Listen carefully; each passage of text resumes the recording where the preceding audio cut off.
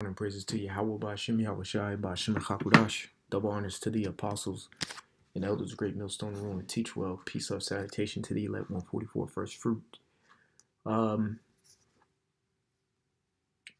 gonna do a quick lesson in the spirit, something that's been on my mental, actually for a while now, because whoever this applies to, apply it, including myself.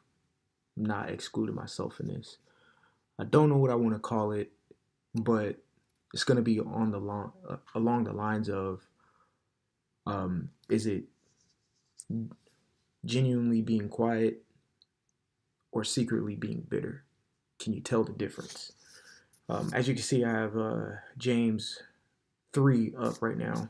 As a matter of fact, before I get this started, let me just cover my ass real quick and bring out a precept. Keep it scriptural.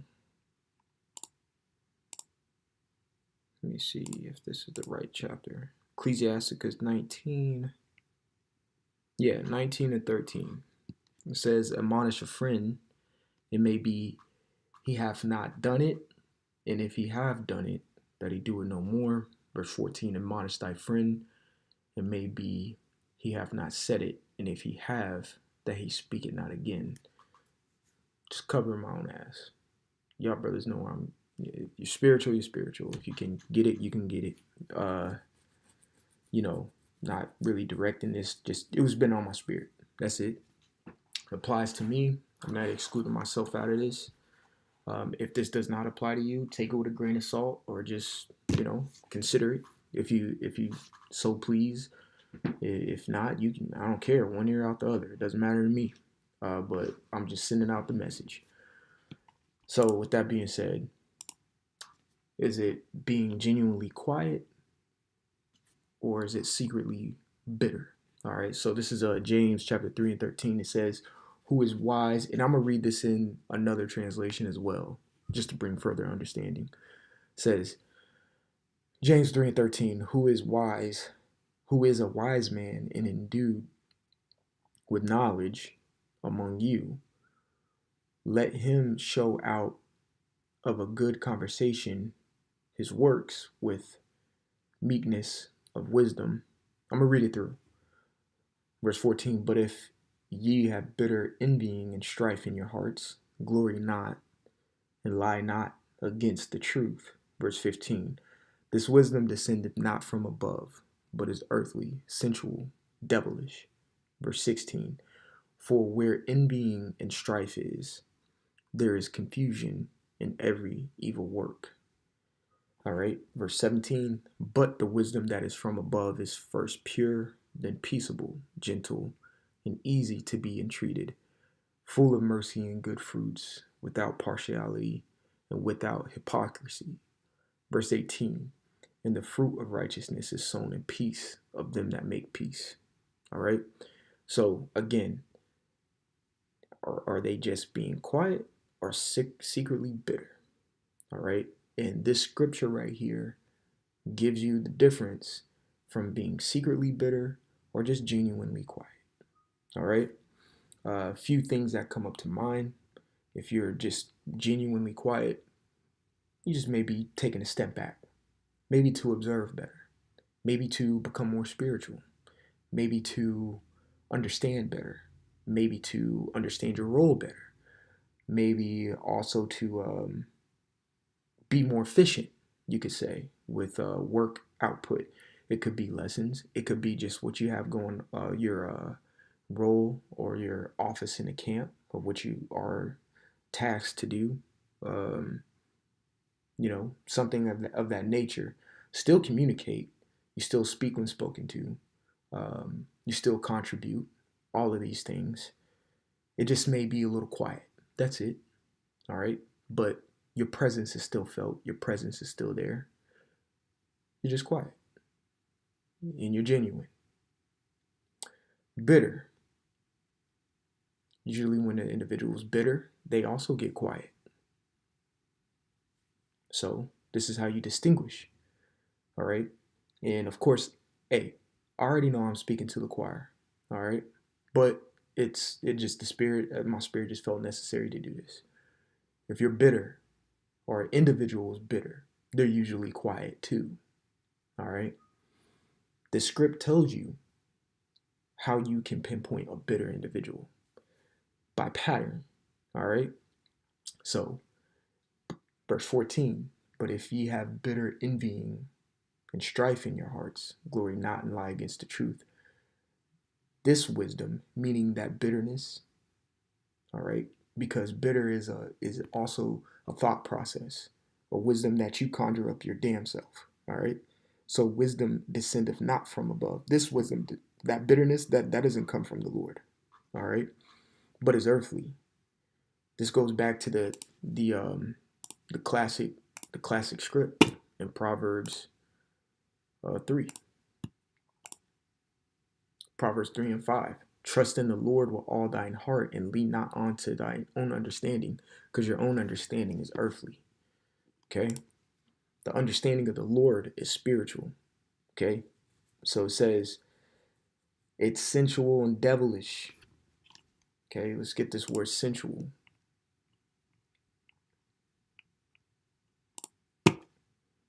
Sensual in the Greek. Strong's G 5591. Psuchikas. Psuchikas. It says of or belonging to, breath, having the nature and characteristics of the breath, the principle of animal life. It says governed by breath, a sensuous nature with its subjection to appetite and passion. All right, so pretty much you can apply sensuality or being sensual as not being temperate.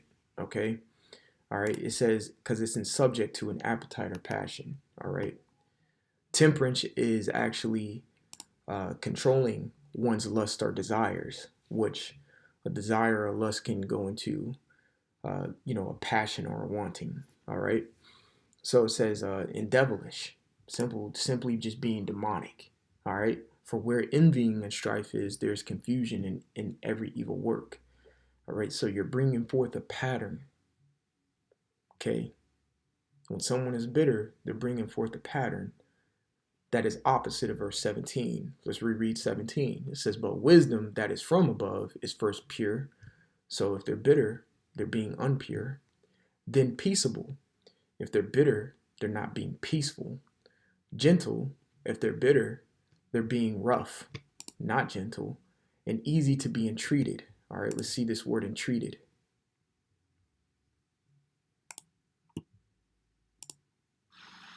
Strong's G 2138. Eupeithes. Eupeithes. Easily compliant. That's a big one right there. If they're not being compliant or obeying, that's a pattern. Because if you're in a camp, you have a role, you have something to do. Everyone has to get put to work. It's facts. The scriptures say it. There's just very loosely paraphrasing. There's a lot of work to be done with the lack of laborers. Not everybody wants to do this job. Quite frankly, nobody wants to do this job. But you have a spirit in you to actually want to do this job. If they're not complying or obeying, then they're bitter. That is a good way to find bitterness in somebody. Okay? Always make an excuse to not want to do something or something of that nature. Matter of fact, let's go to another script. I think it's 1 John. Is it 1 John 5? Yep. 1 John 5 and 3. For this is the love of the Most High for this is love. Salakia. 1 John 5 and 3. For this is the love of the Most High, that we keep his commandments, and his commandments are not grievous. So if someone is not complying or being compliant to certain tasks that have to be done, and they consider it grievous, they're bitter. For what? It could have came from just a disagreement or a curse out or I don't fucking know, anything, that could have had triggered, that had been a catalyst to their bitterness. And Also, too, if let me just say this on a side mark, if you do have a disagreement, um, just give it time. First, think about it. Next, if there's an opportunity that the Spirit presents for you to open up or talk to an individual, if you're spiritual, you'll see that opportunity, and then you'll take it. Okay, so you can talk to an individual. All right, simple. Okay, if you have any odds or anything, don't force it. All right, things will open up. All right, and then you'll be able to express what you're expressing. Maybe there was a disagreement. Maybe there was something you weren't understanding on your end, or they weren't understanding on theirs. Simple, and then y'all hash it out. No need to be bitter. Just be patient. You can replace bitterness with patience. Okay, but if they're bitter, things start to become grievous to them. All right, I don't feel like doing this, that, and the third, whatever. It says, full of mercy and good fruits, without partiality, all right, and without hypocrisy. So now let's read this in the CSB. Same book, same chapter, same verses. Just going to get a different view, a perspective on it. James 3:13, who among you is wise and understanding? By his conduct, he should show that his works are done in gentleness that comes from wisdom. Your conversation is what it was saying in the KJV. So your conduct will show that your works are gentle. So your conduct will show that you're just genuinely just being quiet. That's it. Not bitter, but just quiet. All right. This is verse 14. But if you have bitter envy and selfish ambition in your heart, don't boast and deny the truth. Okay. It says, such wisdom does not come from above, but is earthly and unspiritual, demonic. There's a good point right there. So if you can catch if you are a spiritual individual, you can catch unspirituality. Unspirituality is bitterness. All right? Unspirituality is bitterness. There's something happened. Something happened that has not been addressed, or hasn't been addressed within themselves. Because I still, this lesson has been on my mental for months now. When and who to be vulnerable to. It's been on my mental for months now to do that lesson. I've mentioned me wanting to do this lesson in previous lessons before. If you watch my lessons. Who and when to be vulnerable. When to be vulnerable and who to be vulnerable. Sometimes you have to be vulnerable to yourself, meaning yourself in the Lord. Or sometimes you have to be vulnerable outwardly so you can get an opinion or an advice or something from somebody else. All right? Again, maybe the Spirit will help me to do that lesson, but for now, let's stick to this. All right? So it says, verse 15, such wisdom does not come from above, but is earthly. And if you're earthly, that means you're enmity. That's enmity to the Most High, because you're of the flesh. Unspiritual and demonic. That's why Yahweh Shai had to say what he said to Peter. Get from me, Satan, because he was being demonic and unspiritual at that moment. It says, verse 16, for where there is envy and selfish ambition, there is disorder in every evil practice. And it will show. Disorderly, all right? Meaning you just don't want to be compliant. All right. So verse 17 says, but the wisdom from above is pure, then peace loving. Okay. It says gentle and compliant. All right. Full of mercy and good fruits, unwavering and without pretense. All right. And the fruit of righteousness is sown in peace by those who cultivate peace. All right. So if you want peace, you would create peace. All right. And that may be in my next lesson that I may drop today or tomorrow. And I'm gonna name that. Are you saving a hoe or working with a wife? There's a difference. I'm gonna name that. I'm gonna drop that lesson because I just been seeing the vibe going out about women, and I've purposely been quiet about it until I've collected my thoughts in understanding, watching other brothers' lessons. I watched the live from the Elder Prashai. He did one blaming he named it, I think, like blaming not don't blame your woman slash something else. I had to find it.